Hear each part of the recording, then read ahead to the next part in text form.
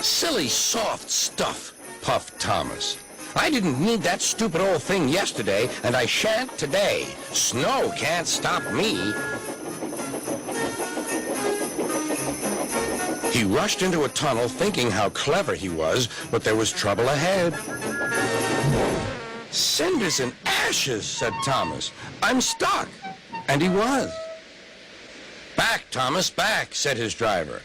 Thomas tried, but his wheels spun and he couldn't move. The conductor went back for help, while everyone else tried to dig the snow away. But as fast as they dug, more snow slipped down until Thomas was nearly buried. Oh, my wheels and coupling rods! I shall have to stop here till I'm frozen. What a silly engine I am! And Thomas began to cry.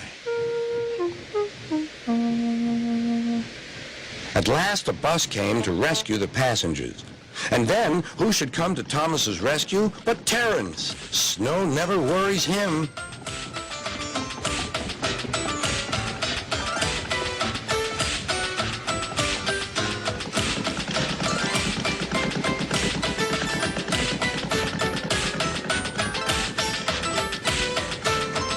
He pulled the empty coaches away, then came back for Thomas. Thomas's wheels were clear, but still spun when he tried to move. Terence tugged and slipped and tugged, and at last dragged Thomas clear of the snow, ready for the journey home.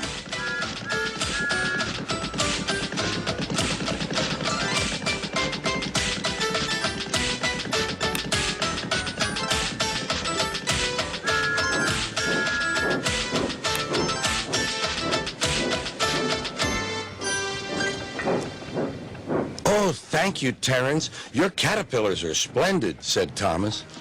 I hope you'll be sensible now, Thomas, said his driver. I'll try, said Thomas, and he puffed slowly away. Thomas was waiting at a junction when a bus arrived.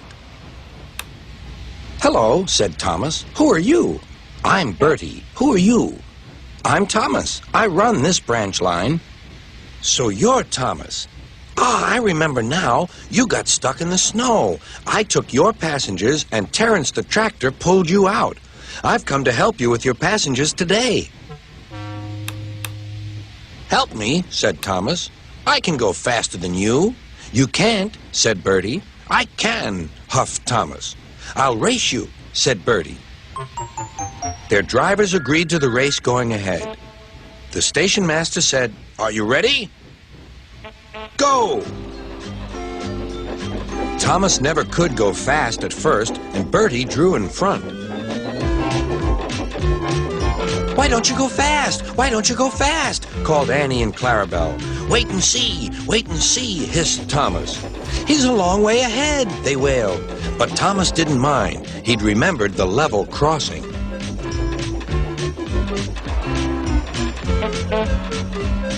There was Bertie fuming at the gates while they sailed gaily through. Goodbye, Bertie, called Thomas.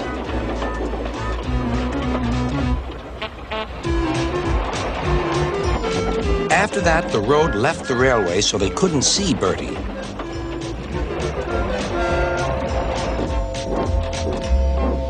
Then they had to stop at the station to let off passengers. Beep, beep. Quickly, please, called Thomas, and off they went again. Come along, sang Thomas. We're coming along, sang Annie and Clarabelle. Hurry, hurry, hurry, panted Thomas. Then he looked ahead. There was Bertie tooting triumphantly on his horn. Oh, dearie me, groaned Thomas.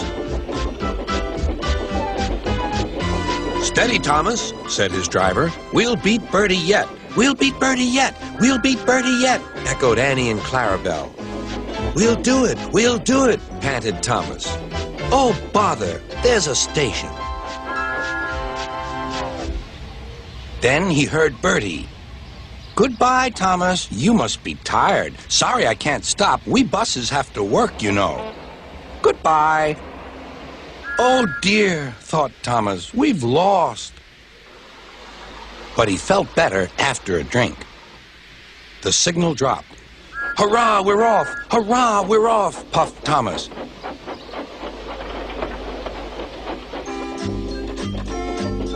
As they crossed the bridge, they heard an impatient honk, honk. There was Bertie waiting at the traffic lights. He started with a roar and chased on after Thomas again. Now Thomas reached his full speed. Bertie tried hard, but Thomas was too fast. Whistling triumphantly, he plunged into the tunnel, leaving Bertie toiling far behind.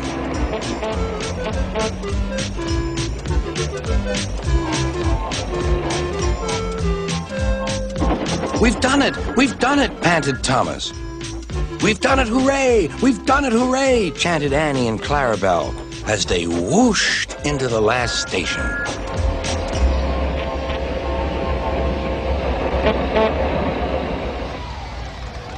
Everyone was there to celebrate Thomas's victory, but they gave Bertie a big welcome too. "Well done, Thomas," said Bertie. "That was fun, but to beat you over that hill, I should have to grow wings and be an airplane."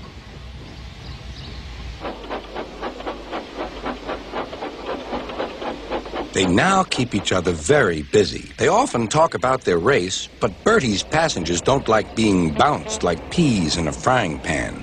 And Sir Topham Hatt has warned Thomas not to race at dangerous speeds. So although, between you and me, they would like to have another race, I don't think they ever will.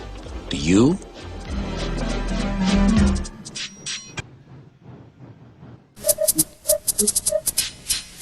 Henry and Gordon were lonely when Thomas left the yard to run his branch line. They missed him very much. They had more work to do and had to fetch their own coaches. The big engines thought they were too important to fetch coaches. James grumbled too. "We get no rest, we get no rest," they all complained. But the coaches only laughed. "You're lazy and slack, you're lazy and slack," they answered. Altogether, the engines were causing Sir Topham Hatt a great deal of trouble. The big stations at both ends of the line each have a turntable. Sir Topham Hatt had made them so that the tender engines can be turned round, because it is dangerous for them to go fast backwards. Little tank engines like Thomas don't need turntables. They can go just as well backwards as forwards. But to hear Gordon talk, you would have thought that Sir Topham Hatt had given him a tender just to show how important he was.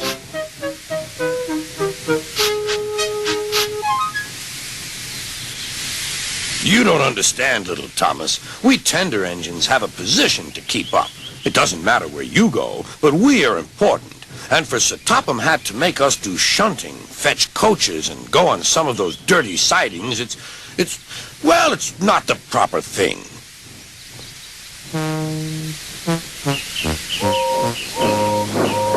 Thomas chuckled and went off with Annie and Clarabelle. "Disgraceful," Gordon hissed as he ran backwards to the turntable.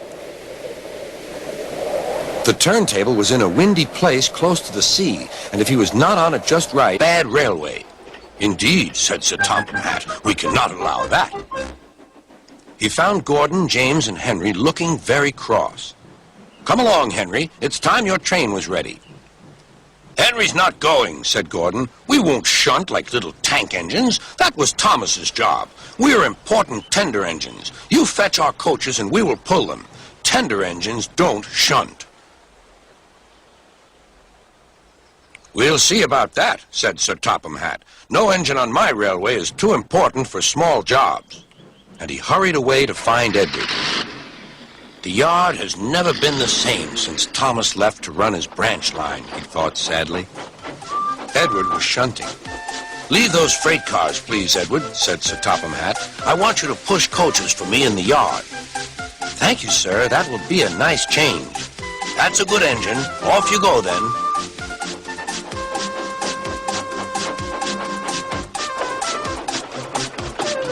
So Edward found coaches for the 3 engines, and that day the trains ran as usual.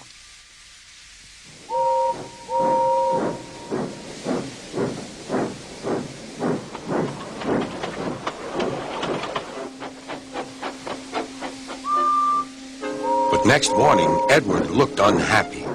Gordon came clanking past, hissing rudely. "Bless me," said Sir Topham Hatt. "What a noise!" "They all hiss me, sir," answered Edward. "They say tender engines don't shunt, and last night they said I have gray wheels. I haven't, have I, sir?" "No, Edward, you have nice blue ones, and I'm proud of you. Tender engines do shunt, but all the same, we do need another tank engine here." He went to a workshop and they showed him all sorts of engines.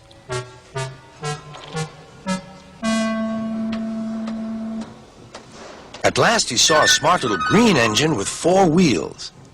"That's the one," he thought. "If I choose you, will you work hard?" "Oh, sir, yes, sir." "That's a good engine. I'll call you Percy." "Yes, sir. Thank you, sir." And Sir Topham Hatt brought Percy back to the yard. "Edward," he called, "here's Percy. Will you show him everything?" Percy soon learned what he had to do, and they had a happy afternoon.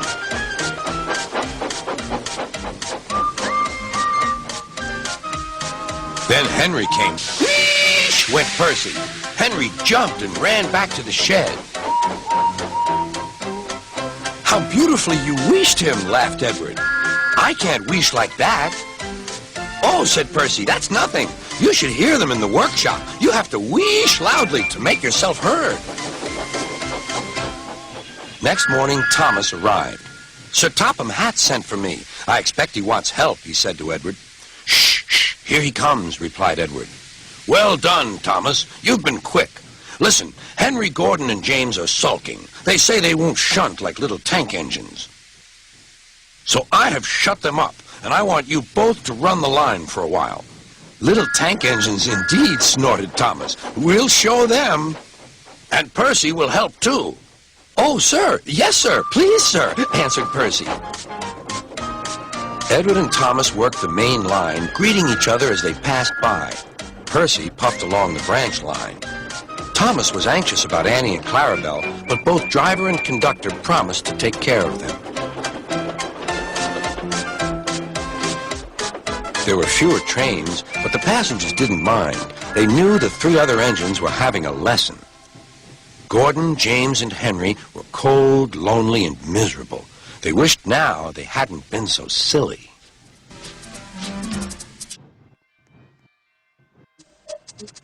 Henry, James, and Gordon were miserable. They had been shut up for several days for being naughty and longed to be let out again. At last, Sir Topham Hatt arrived. "I hope you are sorry," he said, "and that you understand that every job on the railway is important. We have a new tank engine called Percy, who helps pull coaches, and Thomas and Edward have worked the main line nicely. But I will let you out now if you promise to work hard." "Yes, sir," said the 3 engines, "we will." "That's good. But please remember that this no shunting nonsense must stop." Sir Topham Hatt then told Percy, Edward, and Thomas that they could go and play on the branch line for a few days. And they ran off happily to find Annie and Clarabelle at the junction. The 2 coaches were very pleased to see Thomas again. Edward and Percy played with the freight cars. "Stop, stop, stop," screamed the cars as they were pushed into their proper sidings. But the 2 engines laughed and went on shunting till the cars were tidily arranged.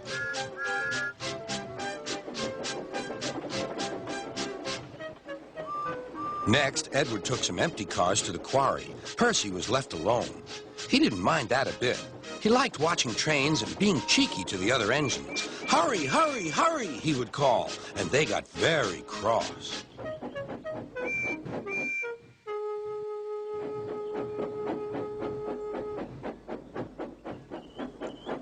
After a great deal of shunting, Percy was waiting for the signalman to set the switch so he could get back to the yard. Percy was being rather careless and not paying attention. Edward had warned Percy, "Be careful on the main line. Whistle to the signalman that you are there." But Percy didn't remember to whistle, and so the busy signalman forgot him. Percy waited and waited. The switch was still against him, so he couldn't move. Then he looked along the main line. Beep, beep! He whistled in horror, for rushing straight toward him was Gordon with the express. Oh! Groaned Gordon. Get out of my way!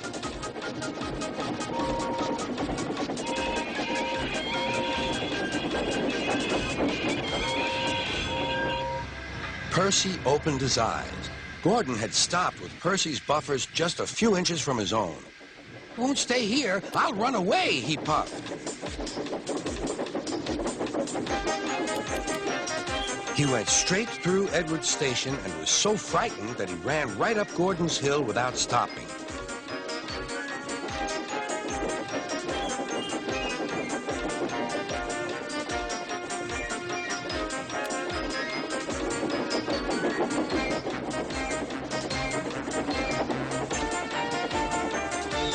After that, he was tired, but he couldn't stop. He had no driver to shut off steam and apply the brakes. I want to stop! I want to stop! He puffed. The man in the signal box saw Percy was in trouble, so he kindly set the switch. Percy puffed wearily onto a nice empty siding, ending in a big bank of earth. He was too tired now to care where he went. I want to stop! I want to stop! I have stopped, he puffed thankfully. Never mind, Percy, said the workmen as they dug him out. You shall have a drink and some coal, and then you'll feel better. Presently, Gordon arrived. Well done, Percy. You started so quickly that you stopped a nasty accident. I'm sorry I was cheeky, said Percy. You were clever to stop, replied Gordon. Then Gordon helped pull Percy out from the bank. The two engines are now good friends, but Percy is always most careful when he goes out on the main line.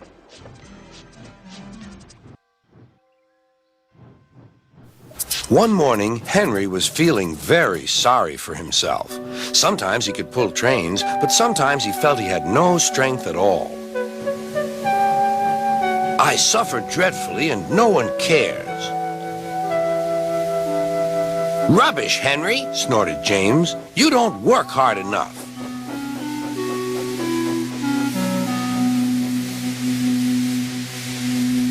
Sir Topham Hatt spoke to him too. What's wrong with you, Henry? You have had lots of new parts and new paint, too, but they've done you no good. If we can't make you better, we must get another engine instead of you to do the work. This made Henry, his driver, and fireman very sad. Sir Topham Hatt was waiting when Henry came to the platform. He had taken off his hat and coat and put on overalls. Henry managed to start, but his fireman was not satisfied.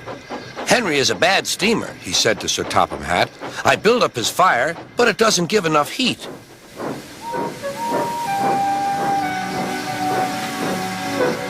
Henry tried very hard, but it was no good. He didn't have enough steam and came to a stop outside Edwards Station.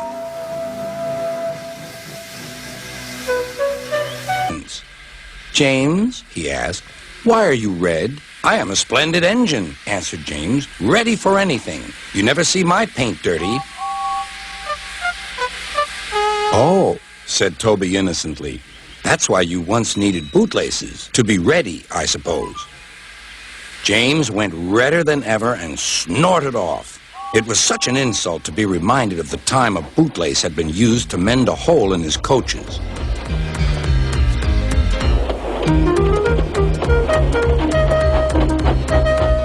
At the end of the line, James left his coaches and got ready for his next train.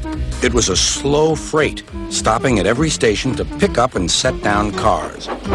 James hated slow freight trains. Dirty cars from dirty siding. Yeah!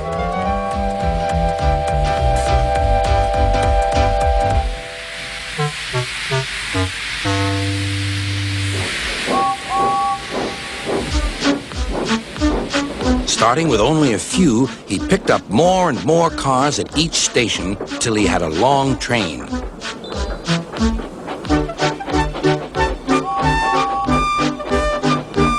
At first, the freight cars behaved well, but James bumped them so crossly that they were determined to get back at him.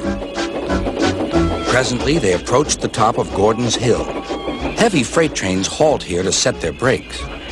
James had had an accident with cars before and should have remembered this. "Wait, James, wait," said the driver, but James wouldn't wait. He was too busy thinking what he would say to Toby when they next met.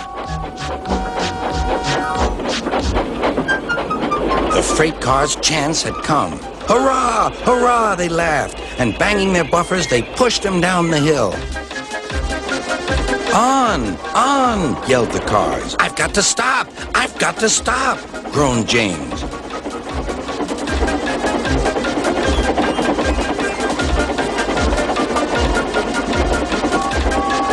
Monster lay ahead.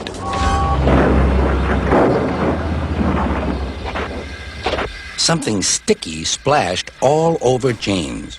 He had run into 2 tar wagons and was black from smokebox to cab. He was more dirty than hurt. But the tar wagons and some cars were all to pieces.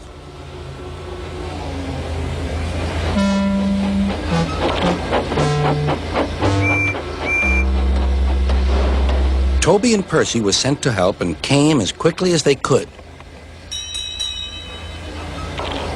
"Look here, Percy," exclaimed Toby. "Whatever is that dirty object? That's James, didn't you know?" "It's James's shape," said Toby. "But James is a splendid red engine, and you never see his paint dirty." James pretended he hadn't heard.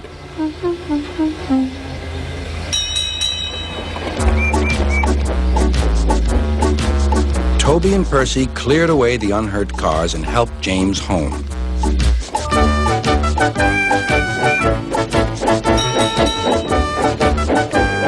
Sir Topham Hatt met them. "Well done, Percy and Toby," he turned to James. "Fancy letting your cars run away. I am surprised. You're not fit to be seen. You must be cleaned at once. Toby shall have a new coat of paint." "Please, sir, can Henrietta have one too?" said Toby. "Certainly, Toby." "Oh, thank you, sir. She will be pleased." All James could do was watch Toby as he ran off happily with the news.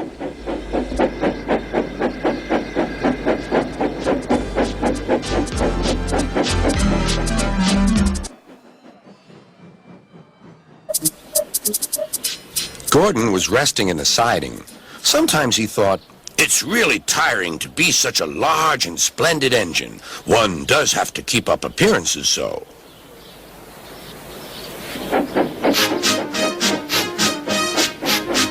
"Beep, beep, beep, beep. Hello, lazy bones," whistled Henry. "What cheek," spluttered Gordon. "That Henry is too big for his wheels. Fancy speaking to me like that. Me, who has never had an accident." "Are jammed whistles and burnt safety valves accidents?" asked Percy innocently. "No, indeed. High spirits. Might happen to any engine. But to come off the rails like Henry did, well, I ask you, is that right? Is it decent?" Then it was Henry's turn to take the express. Gordon watched him getting ready. "Be careful, Henry. You're not pulling the flying kipper now. Mind you keep on the rails today."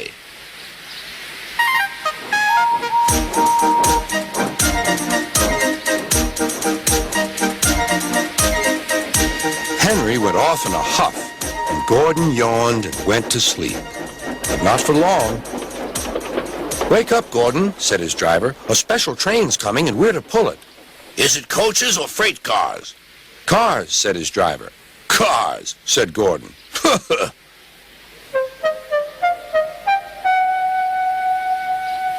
Gordon's fire was slow to start, so Edward had to push Gordon to the turntable to get him facing the right way.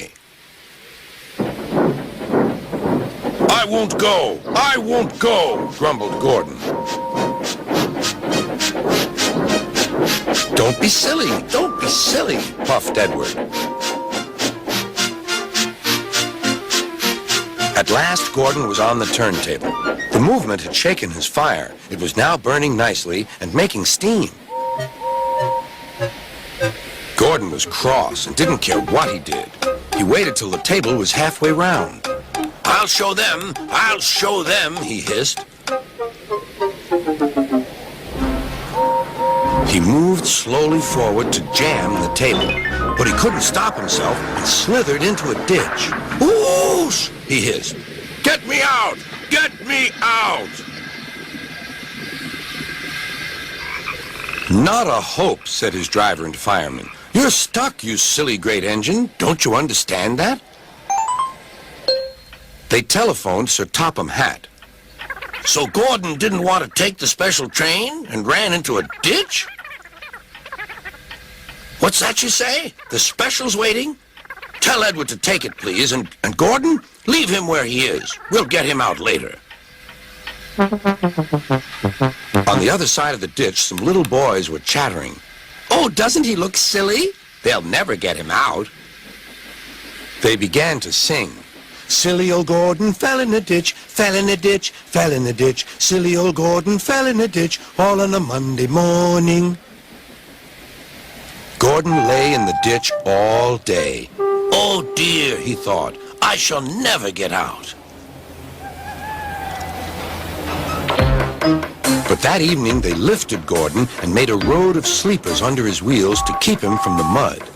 Strong ropes were fastened to his back end, and James and Henry, pulling hard, managed to bring him to safety.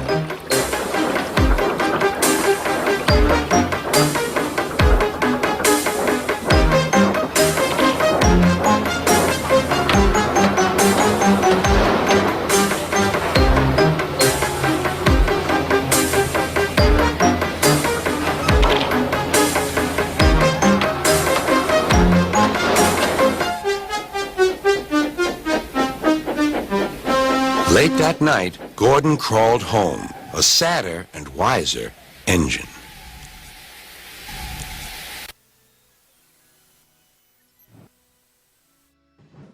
The YouTube Music app can sense what you like from the moment you open the app.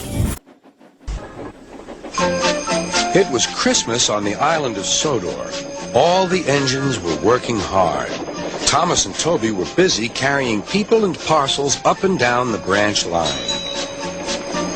Everyone was happy. Only the coaches, Annie and Clarabelle, were complaining.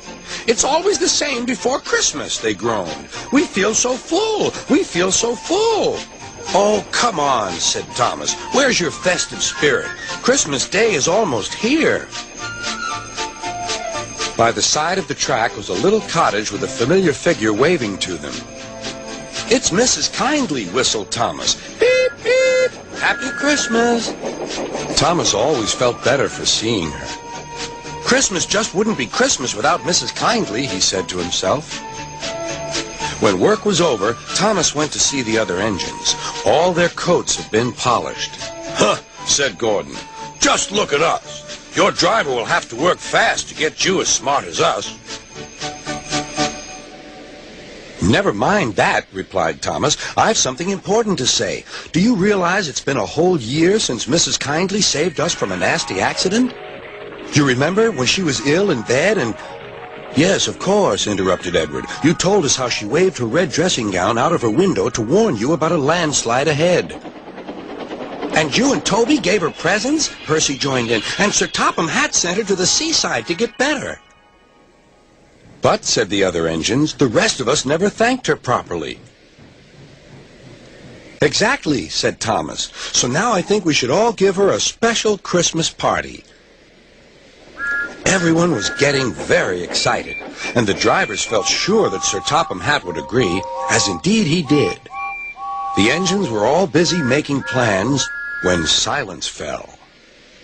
Sir Topham Hatt had bad news. The weather's changed badly. Mrs. Kindly is snowed up. Toby says he'll help to rescue her. You must help too, Thomas. There's no party unless you do. Thomas hated snow, but he said bravely, I'll try, sir. We must rescue her. We must. There's a good engine. You and Toby will manage splendidly. Thomas charged the snowdrifts fiercely. Sometimes he swept them aside, sometimes they stuck fast, and the men had to loosen them.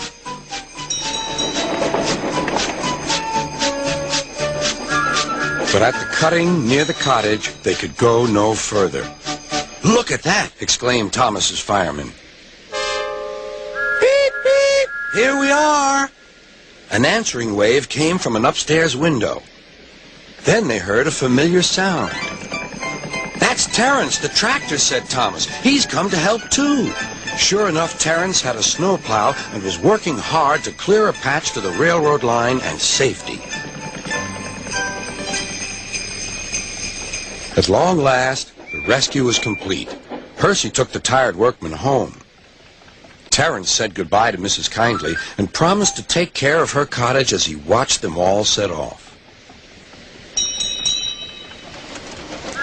The engines made good time. No more snow had fallen, but the yard was dark. There was no one to be seen. Thomas's heart sank. Suddenly, all the lights went on. What a marvelous sight awaited Mrs. Kindly. "Well done," said Sir Topham Hatt. "I'm really proud of you all." Mrs. Kindly especially thanked the smaller engines. "Thomas and Toby are old friends," she said. "And now, Percy, you are my friend, too." Percy was very pleased. "3 cheers for Mrs. Kindly," he called. "Beep, beep, beep." They all whistled. "We wish you a Merry Christmas, we wish you a Merry Christmas, we wish you a Merry Christmas and a Happy New Year." Thomas the Tank Engine and his friends thought it was the best Christmas ever, and Mrs. Kindly could think of nowhere she would rather live than here, with them on the island of Sodor. It was a beautiful morning on the island of Sodor. Thomas the Tank Engine's blue paint sparkled in the sunshine as he puffed happily along his branch line with Annie and Clarabelle. He was feeling very pleased with himself.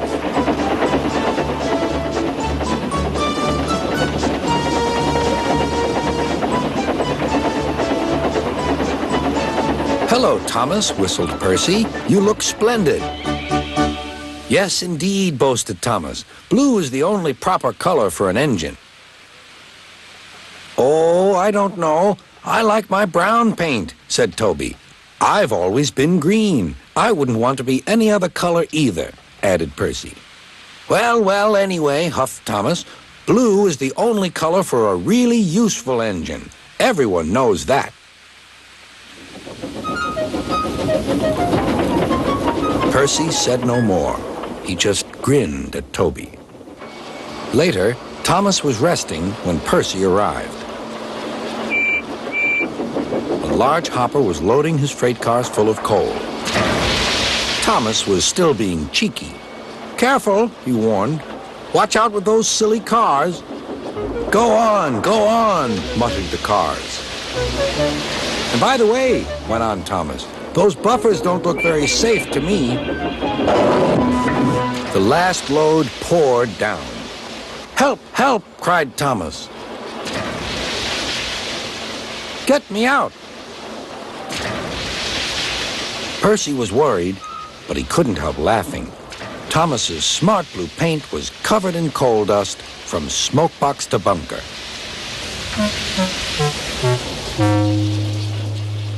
"Ha ha!" chuckled Percy. "You don't look really useful now, Thomas. You look really disgraceful." "I'm not disgraceful," choked Thomas. "You did that on purpose. Get me out."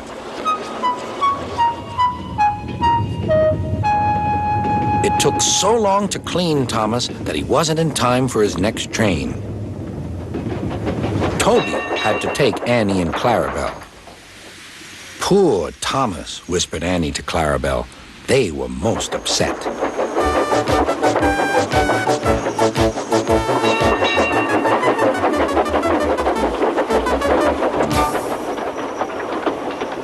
Thomas was grumpy in the shed that night.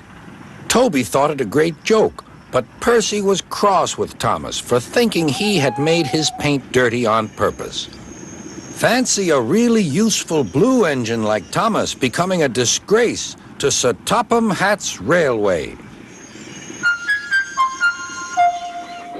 Next day, Thomas was feeling more cheerful as he watched Percy bring his cars from the junction. The cars were heavy and Percy was tired.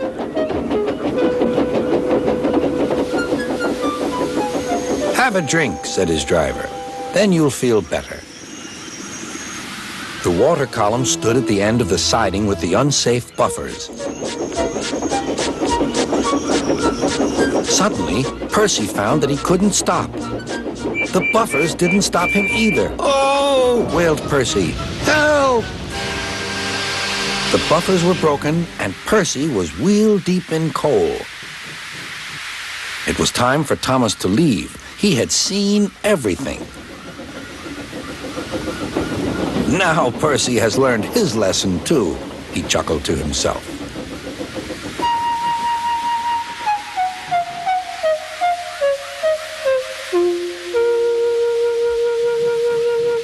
That night, the two engines made up their quarrel. "I didn't cause your accident on purpose, Thomas," whispered Percy. "You do know that, don't you?" "Of course," replied Thomas, "and I'm sorry I teased you. Your green paint looks splendid again, too. In future, we'll both be more careful of coal." Edward was getting old. His bearings were worn, and he clanked as he puffed along. He was taking empty cattle cars to a market town. The sun shone, birds sang. But Edward was heading for trouble. Come on," he puffed. "Oh, oh!" screamed the cars. Edward puffed and clanked. The cars rattled and screamed. Some cows were grazing nearby. They were not used to trains. The noise and smoke disturbed them. As Edward clanked by, they broke through the fence and ran across the line. A coupling was broken and some cars were left behind. Edward felt a jerk, but didn't take much notice. He was used to cattle cars. "Bother those cars," he thought. "Why can't they come quietly?"